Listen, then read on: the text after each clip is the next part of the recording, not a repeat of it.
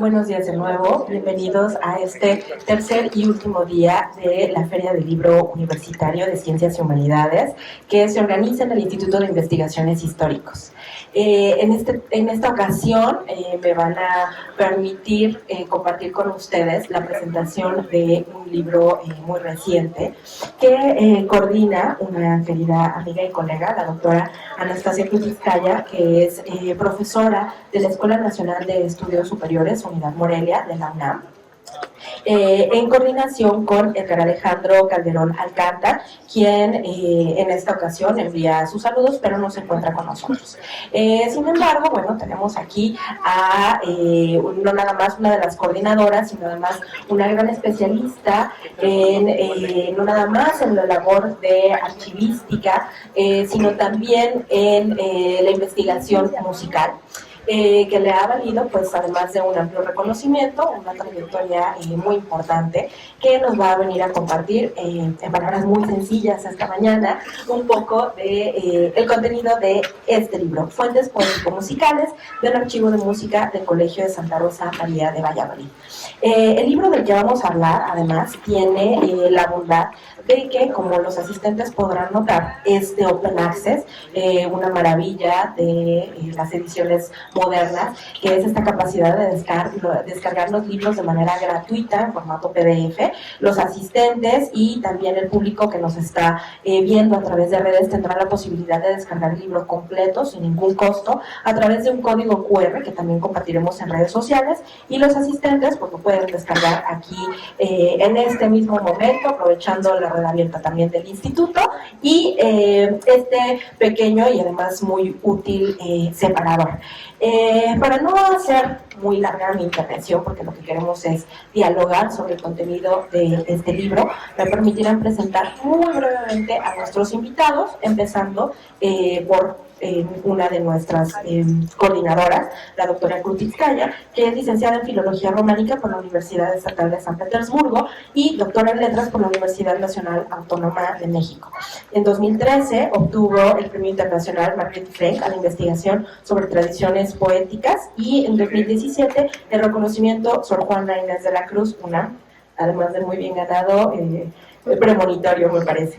Es fundadora y coordinadora del proyecto internacional en colaboración, investigación interdisciplinaria sobre fuentes poético-musicales hispanoamericanas de los siglos XVI al XIX, dedicado a la documentación, catalogación, edición crítica e interpretación de fuentes poético-musicales virreinales conservadas en distintas colecciones americanas y europeas. Entonces, bueno, si hay alguien que pueda hablar de fuentes musicales, será Anastasia, que además es fundadora del Seminario Interinstitucional de Investigación Interdisciplinaria sobre Culturas Americanas, también de los siglos XVI al XIX, en el que estamos coordinando en esta casa de estudios a través del Instituto de Investigaciones Históricas.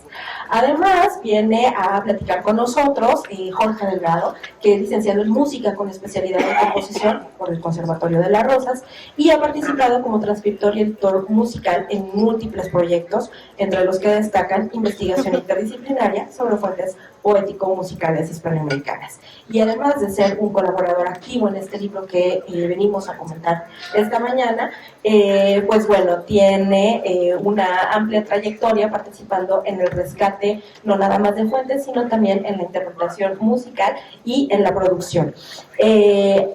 Ha participado en el rescate musical del segundo concierto para violín del compositor Julián Carrillo, el rescate musical de La Leyenda de Rudel del compositor Ricardo Castro, y es fundador y coordinador del colectivo MX de la, proyecto que impulsa la creación de trabajos interdisciplinarios de arte, ciencia y tecnología.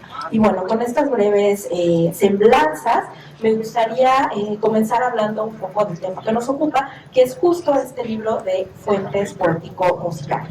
Entonces, bueno, a falta de más micrófonos, estaremos un poco compartiendo la posibilidad de que nos escuchen todos los asistentes a través de un mismo micrófono. Me gustaría dar primero la palabra a la doctora Krutitskaya, para saber un poco qué es el contenido que nos va a reflejar este libro de fuentes poético-musicales ¿Qué podemos encontrar, si nos puedes platicar un poco, doctora, de la estructura y el material de los interesados en la historia de la música?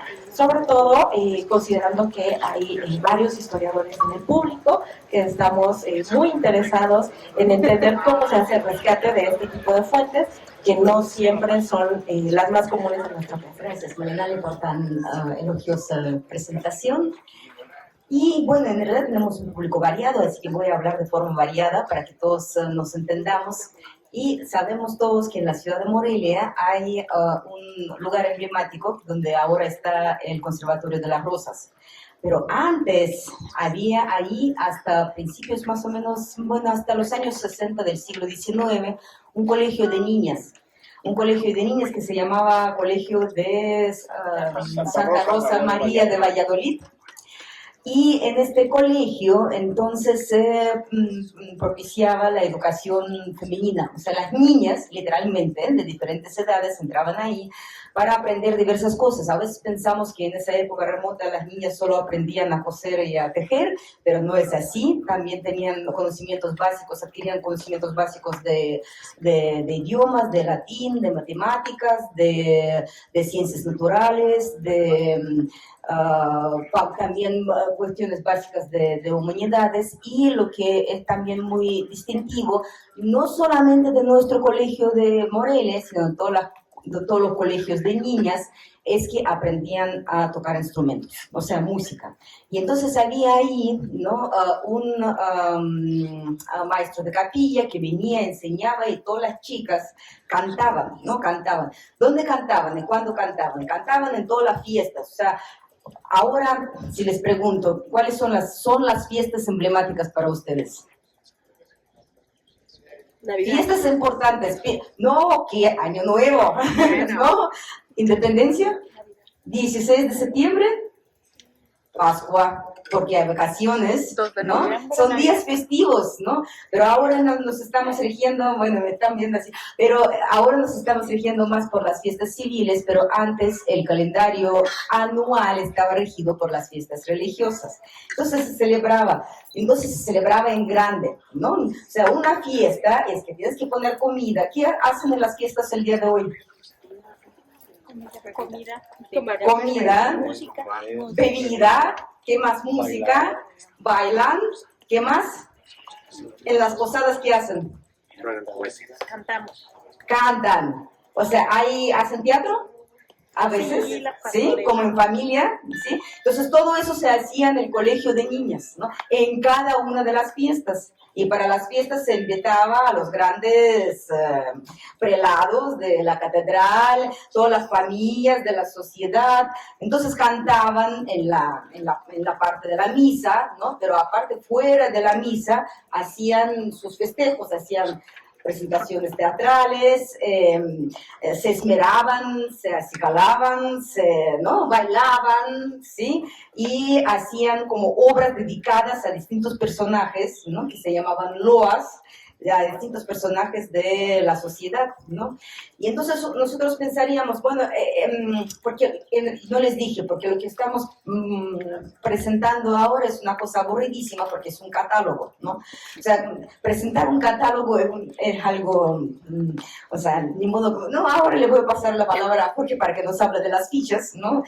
Para tener una idea de la complejidad de lo que se hizo, pero en realidad lo más importante es que cuando organizas materiales de archivo, ¿no? Porque estamos hablando que son materiales de música que se cantaba y bailaba en diferentes ocasiones, desde más o menos 1743 hasta los años 20, 30, 40 del siglo XIX. O sea, es menos de un siglo, ¿no? Es una época muy remota. Fueron cajas de documentos que se encontraron en algún momento, bueno, de hecho que Bernal Jiménez se encontró en algún momento arrimados en un rincón, Y luego se formó esto que se llama ahora el archivo de música del Conservatorio de las Rosas, y el propio Bernal Jiménez en su momento hizo un inventario de estas piezas, ¿no? Pero claro, o sea, y después la Cátedra de Musicología incluso hizo un inventario más grande, pero claro, un inventario que es un nombre, ¿no? El nombre de la pieza, el nombre del compositor, la dotación de la pieza, porque todas las piezas eran cantadas, ¿no? Bueno, la mayoría de las piezas eran cantadas, tanto para las cuestiones litúrgicas como para las fiestas, ¿no? Y dirían ustedes, presentar eso es muy complicado, ¿no? Pero lo que hicimos nosotros con esos materiales, ¿no? Es entender cómo funcionaban para poder hablar de la vida de estas chicas, ¿no? De estas niñas, ¿no? Para hablar sobre su vida cotidiana, ¿no? Porque imagínense que eran niñas, ¿no? Y entonces en las partituras, ¿qué hacen a veces cuando pasan las notas de uno a otro? ¿No? En las partituras hay notas que se dejaban, ¿no? O a veces conjuraban los papeles, ay, por favor, cuídate mucho, no te me pierdas, ¿no? O en otras ocasiones, no, en una pieza dedicada a Santísimo Sacramento, decía, coman mierda, ¿no? Cosas así, o sea, son niñas, ¿no? Es decir, es un elemento, ¿no? De uso cotidiano, o sea, ¿qué hacemos con nuestras notas de estudio? O sea, también son notas, ¿no? Papeles de uso cotidiano, ¿no? Y le damos su dimensión, a veces le tiramos café, a veces le dejamos manchas, a veces pasamos notas, pero bueno, ahora tiramos todos nuestros papeles, pero a lo mejor alguien 100 años después los va a encontrar, va a estudiar su vida cotidiana en las preparatorias de la universidad, ¿no? O sea, es todo un mundo, ¿no? La tortura. Y entonces antes, cuando se analizaban estos inventarios, no solo se veían las piezas que se podrían interpretar, ¿no? Y ahora le entramos un poquito más allá, ¿no? Por ejemplo, empezamos, bueno, tienen sus numeritos de organización, signaturas antiguas se llaman, ¿no? Y entonces, ¿qué pasa ahí? Reconstruimos todas las signaturas para entender cómo se organizaba el archivo, ¿no? Y de esa reconstrucción entendimos que todo giraba justamente alrededor de las fiestas, ¿no? Fiestas fundacionales, Santa Rosa de Lima, ¿no? Fiestas de la Cuaresma, ¿no? Porque el viernes, o sea, se cantaba en grande. Luego hay muchísimas obras teatrales, no tienen idea, muchísimas obras teatrales. O sea, aparte de los autos sacramentales, que eso se hacía, bueno, en carros efímeros. No sé si han ido a la inauguración del alumbrado en Pátzcuaro alguna vez en Navidad, ¿no? En la época previa de Navidad, y pasan los carros con personajes de Disney. Pues así se armaban los carros, pero con los personajes de ese momento. Se hacían fiestas, ¿no? Para todo el público que estaba alrededor. Las loas para los prelados que se veían, ¿no? Y todo eso, este es otro bloque, ¿no? Luego hay todo tipo de santos, de santas, el único villancico casi de San Antonio de Padua, ya saben, San Antonio que nos ayuda a conseguir. Novio. No. Sí, bueno, está justamente en ese colegio, ¿no? Hay cosas que se cantaban cuando, por ejemplo, cuando inauguraban el ciclo escolar. Y entonces decían, a la escuela, todos vamos, algo así, ¿no? O sea, una cosa horrible, ¿no? En términos como estéticos, ¿no? Del texto, pero es un testimonio de su tiempo valiosísimo, ¿no? Y es súper interesante. Y a partir de ahí las notas, claro, o sea, uno puede ir a los archivos también aburridísimos donde están las cuentas, ¿no? O sea, las cuentas, ¿qué se gastaba? Todo se anotaba, ¿no? Y de ahí sabemos, gracias a otras investigaciones también que se habían realizado previamente, que se compraban materiales para hacer tablados, para hacer vestimenta para las obras teatrales, para hacer comida, que se ofrecía el chocolate, que se ofrecía los dulces, ¿no? Para los invitados en estas fiestas. Y bueno, voy a dejar como la palabra de la parte aburridísima para Jorge. Bueno, además de la parte aburridísima, nos queda aquí un poco de inquietud. ¿Quién pagaba esas fiestas? ¿Qué se invertía? Si había patrocinadores, y además si era tan esmerada como esta educación musical, pues evidentemente no se quedaba nada más puertas adentro. Entonces, para que nos comentes un ratito qué se hacía hacia afuera, qué podían conocer los vallisoletanos de esta actividad musical del Colegio de Santa Rosa. Y bueno, Jorge, te dejamos la parte aburridísima, pero súper necesaria, de la clasificación y el trabajo duro que representa este libro, que además, si ustedes lo pueden descargar, visualmente es muy bonito porque reproduce fragmentos de las partituras, las filigranas de el papel que se encontró. Entonces, bueno, además de todo, digamos que estéticamente le sirve incluso para hacer sus fonditos de Instagram. Hola. Bueno, yo no concuerdo en que sea aburrido. A mí me gustan mucho los papeles viejos, pero yo sí creo que en algún momento la gente dice, voy a guardar este ticket y se te olvida. Y tenía un amigo que estudiaba historia y decía, ese ticket puede ser muy valioso en 100 años. Y yo claro que no, hasta que llegué y me tocó rescatar papeles de la basura, porque realmente nos tocó encontrar cajas. O sea, las cajas ya estaban encontradas muchas hasta que un día abrieron un salón y dijeron, hay una caja con papeles viejos, ¿no la conocen ustedes? Y pum, completamos parte del catálogo que estaba incompleta y que no se había catalogado. Dentro de la información que podemos encontrar en las fichas, que puede parecer aburrida, pero nos puede contar mucho de la historia y de las tradiciones y de cómo se vivía, está, número uno, que casi todo pertenece a Anónimo. Anónimo es un compositor muy famoso. A la gente no le interesa poner quién es qué cosa. Pasa lo mismo en Instagram, o sea, uno sube una foto y de dónde la sacó, pues quién sabe, y ya del que está ahí. Y a veces eso nos pasaba, tenían nombres que primero dijimos, mira qué bonito compositor, y luego resultó que era un intérprete porque otro papel viejo decía que era alguien que habían contratado. También algo que viene es el título, a qué festividad está relacionada, porque es importante entender de qué festividad se está hablando, porque la música tiene... No todas las festividades surgieron como al mismo tiempo en los papeles de las rosas. Eso nos ayudó también bastante a ir como intentando averiguar en los casos en donde nadie puso un año de cuándo se escribió esa obra, de dónde era o de cuándo salía. Otra cosa importante está toda la dotación instrumental. Tal vez hoy, bueno, si alguien ha estudiado música aquí o ha visto alguna vez una partitura, tenemos que las partituras ahora son como, tienes una partitura con todos los instrumentos y viene completa, y tú dices, qué bonito, podemos saber de todo, pero acá no. Acá son como un rompecabezas de que aquí está una cantante, pero a la vuelta está la de otro papel, y a veces algo que parecía un garabato resulta que es una pieza completa. Y algo importante que se fue poniendo en las fichas es si las piezas están completas, si están incompletas, o sea, si hace falta papeles, porque no todas las piezas del archivo están completas. También es importante recalcar que nosotros nos enfocamos en la música escrita en español. En el archivo también hay música escrita en latín. Esa no la van a encontrar en el catálogo, pero pueden ir al Conservatorio de las Rosas a consultar, a ver cajas con papeles. Y un cubrebocas y guantes, porque los papeles son delicados, y también nuestros pulmones, y luego te dicen, no, es que puede tener hongos milenarios y te puedes enfermar. Entonces, sí es todo un protocolo.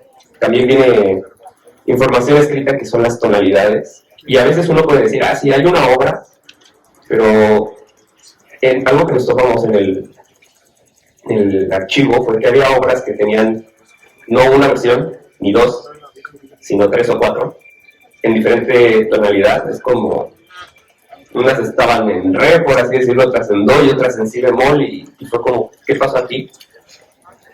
Y eso fue una pregunta seria de varias discusiones y mucho café, donde la respuesta al final fue encontrar un papel que decía, hay un arpa que se compró en el conservatorio. Bueno, se compraron 2, pero una no sirve y se le baja el tono. Entonces, ¿cuál fue la solución? No, vamos a tirar el arpa. Las arpas son caras. ¿Qué vamos a hacer? Vamos a tomar la música que ya está escrita y la vamos a bajar un tono. Es más fácil que todos bajemos un tono, se vuelvan a escribir los papeles, que comprar otra arpa. O sea, eso es carísimo. Entonces, ¿cuál fue la solución? Pues esa. Y cuando nos enteramos de eso fue como, aquí está parte de la historia de cómo evolucionó. O sea, esto quiere decir que posiblemente unos papeles se tocaron antes, luego se compró el arpa y dijeron, pues adáptalos, haz hace un arreglo, como cuando ahora la gente, todos han ido a una fiesta, ponen el karaoke y dicen, no, esa me queda muy alta, busco una que esté más bajita, y ya te la ponen y tú cantas. Así lo mismo para las niñas. Cabe resaltar que la gente que le daba clases a las niñas eran músicos que eran profesionales, que les pagaban por eso y decían, pues ponte a trabajar, quita tu salario, haz arreglos. Entonces hay muchos papeles que se fueron, que no solo venían de otros lugares. Por ejemplo, algo que pasa mucho es que había copias de catedral, o copias de algunos otros lugares, y otras son como que a la niña le gustaba eso, al maestro de la escuela le gustaba eso, y hacía copias de esas, o se las traía de otros lados. Entonces tenemos copias aquí, y eso es importante. Hay muchos antecedentes de dónde viene cada obra. Y déjenme pensar, otra cosa importante, como ya lo había mencionado Malinali, son las imágenes de, se les llama incipit, son como las fotitos del principio de la música, que eso puede parecer como que no sirve de nada, pero hay toda una base de datos en internet con una institución que se llama RISM, donde uno puede consultar eso y saber si alguien ya transcribió algo semejante. Eso nos ayudó mucho a nosotros a saber si ya había música que se había escrito, porque algunas piezas de las de aquí son tomadas de otros lugares y alguien decidió cambiarle la letra porque era más fácil. Ya le gustaba la tonadita y dijo, vamos a cambiarle la letra, ponemos una letra de aquí, en español, porque eran italianas las canciones, así como estilo Luis Miguel cuando copia canciones de Michael Jackson. Entonces, todo eso pasa y nos habla de la tradición de la música. ¿Sí? Y también están las filigranas. Las filigranas son como un código secreto que uno ve a través de una lámpara. O sea, no les miento, hicimos toda una construcción, una instalación para poder ver las filigranas, porque al principio era como, vamos a darles la luz, ¿no? A alguien se le ocurrió traer una lámpara con una cama así, una tabla blanca con focos LEDs, muchos focos LEDs, y eso iluminaba y podíamos ver las filigranas. Y otra cosa que no esperábamos encontrar con eso fue que los papeles tienen como arreglos. ¿Qué quiere decir los arreglos? Yo me equivoco, en ese tiempo no había borrador, era más barato cortar otro pedazo de papel y pegarlo. Entonces con eso se puede ver debajo del papel. Y uno puede ver lo que estaba debajo, entonces ya es como que corrigieron y a veces ocultaban ese tipo de mensajes que no querían que nadie más viera, que las niñas se mandaban entre ellas, y unos de esos los podíamos ver, o hay cosas que era como está pegado pero debajo hay más música, y quién lo pegó quién sabe, pero así pudimos encontrar información. La pregunta de Malinali primero y luego completar un poquito lo que estábamos hablando apenas. El colegio fue fundado por la catedral, o sea, por el cabildo de la catedral. Entonces la catedral, el cabildo más bien catedralicio, sí, fue quien patrocinó, ponía un administrador, también fue el propio obispo que adquirió ese edificio que estaba ya medio como abandonado para arreglarlo para las niñas. Y luego las niñas cuando ingresaban también pagaban como una especie de dote, ¿no? Como para financiar su estancia allá. Esto un poco de lo que estábamos hablando es un proyecto interdisciplinario. ¿Qué quiere decir, no? Ahora cuando estamos viendo distintos fenómenos de la antigüedad, pero también del día de hoy, entendemos que no podemos abordarlos desde un solo enfoque, desde una sola disciplina, ¿no? Todos los problemas son complejos y necesitamos saber de diferentes cosas como para poder solucionarlos, ¿no? Y este es el caso de las piezas musicales, ¿no? O sea, dejarlo todo en manos de musicólogos a veces nos tapa la otra información, la otra cara, la otra salida, ¿no? Que puede ser de mucha utilidad para todos. Así que este proyecto fue interdisciplinario y hubo, en la conformación también participaron alumnos tanto de la licenciatura en musicología del Conservatorio de las Rosas como de la licenciatura en literatura intercultural de la ENES Unidad Morelia. Y aquí está ya también otro integrante, Eduardo, que había participado en el proceso de catalogación. Y entonces, si un problema es complejo, tampoco puede darnos una sola respuesta, da muchas respuestas, ¿no? a las prácticas cotidianas.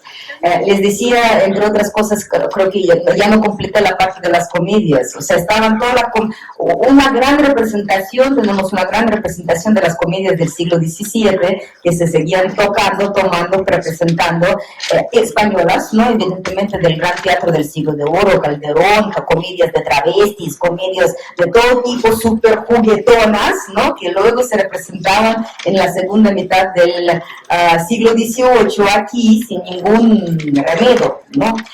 Y bueno, pasó el micrófono. Bueno, pues entonces tenemos 181 manuscritos que solo se pudieron haber trabajado con 12 colaboradores.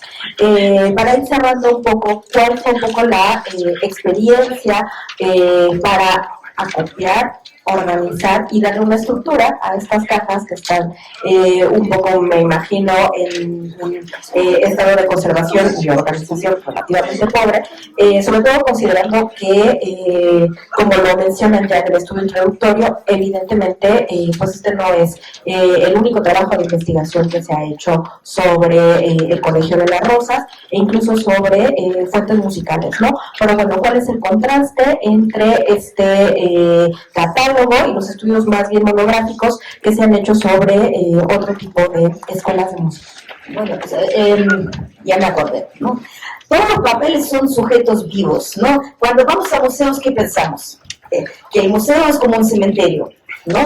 Un cementerio de cosas que están ahí, por quién sabe por qué están agrupadas ahí, pero en realidad todos los objetos tienen vida propia, ¿no? Aparte de nosotros, ¿no? O sea, este termo, ¿no? Que lo hizo alguien, llegó a algún lado, luego me lo regalaron, aquí hay hasta una inscripción de una dedicación a mi persona, es decir, no son objetos que evolucionan, sí, igual pasa con los papeles, ¿no? Y con los papeles de música.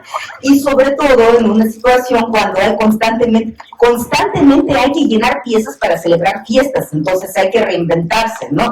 La letra se reescribía, se le ponían pegotes, ¿no? O sea, esos papelitos donde venían nueva letra, 3 versiones, 4 versiones, la música se reescribía para la misma letra, la letra se reescribía para la misma música, y luego los papeles se perdían, entonces se ponían otros papeles, ¿no? O sea, había que hacer copias. Luego de los instrumentos, bueno, hay toda una variedad, ¿no? Y entonces también se hacen más copias, ¿no? De diferentes tiempos. Esto justamente el análisis de las filigranas, que son como marcas de identidad de los papeles, ¿no? Podían como ayudar a ver si, en qué época, ¿no? O sea, si todo se escribió en el mismo momento o cómo se fue componiendo todo eso. Y entonces un catálogo de esta naturaleza, como que ha sido sometido a múltiples discusiones sobre cómo lo vamos a organizar todo ese material muy heterogéneo, es da cuenta, ¿no? De esta naturaleza viva de los papeles, ¿no? De su uso también, para qué se usaba. Y aparte pensemos en un colegio de niñas, entonces pues casi todo está hecho para voces femeninas, porque solo cantaban las niñas, ¿no? Y entonces se reescribían, ¿no? Hay un auto sacramental, Andrómeda de Perseo de Calderón, ¿no? Que probablemente con música de José de Nebra, que se rehizo completamente para voces femeninas, ¿no? Entonces, claro, las niñas hacían de Adonis, de Apolo, de Mercurio, ¿no? Aunque a veces pues, invitaban, ¿no? Para que participaran otros sujetos.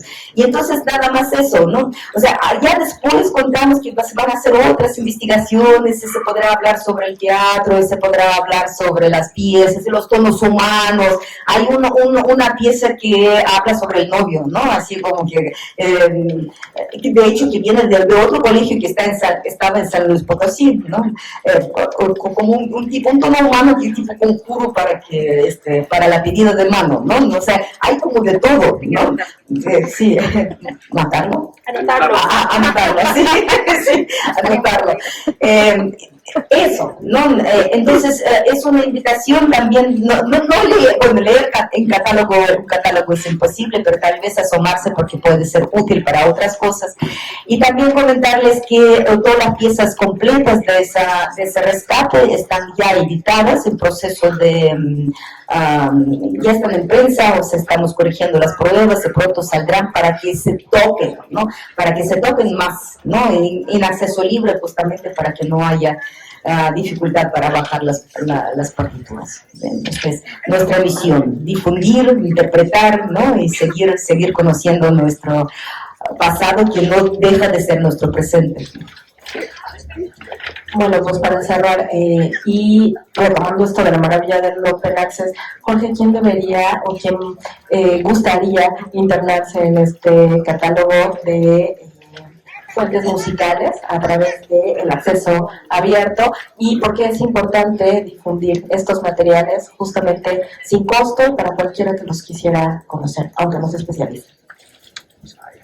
Bueno, yo creo que puede ser leer todo el catálogo, como dicen, esta es difícil, pero uno puede leer el estudio introductorio y saber qué hay ahí, porque de repente puede estar buscando una cosita y los catálogos sirven para saber si esa cosita está ahí. Entonces ahorra tener que ir hasta el conservatorio. Digo, aquí estamos en Morelia, y tal vez está fácil, que ahí te pasa un café o algo enfrente, pero cuando estás del otro lado del mundo, está muy difícil que digas, voy a ir a Morelia al rato, en la tarde, a ver si hay un acto sacramental por ahí.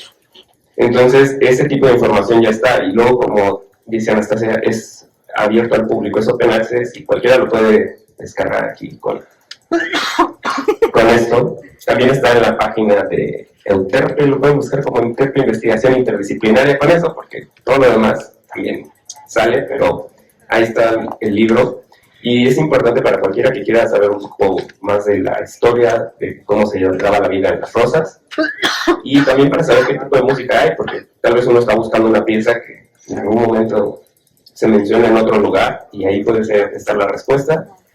Y yo creo que puede ser de interés por los dibujitos están muy, muy bien. Estos grafos de identidad que dice Anastasia son todas unas personalidades, hay como, luego tú ves, y la gente era muy creativa, tenía un Don Quijotes, los Quijotes son muy famosos, también tenía toros musculosos que corrían y todo eso. O sea, ver eso y ver las tradiciones nos hace notar que nuestras marcas de agua en Instagram siguen siendo lo mismo, pero ahora ya no son en papel, son en lenguaje digital.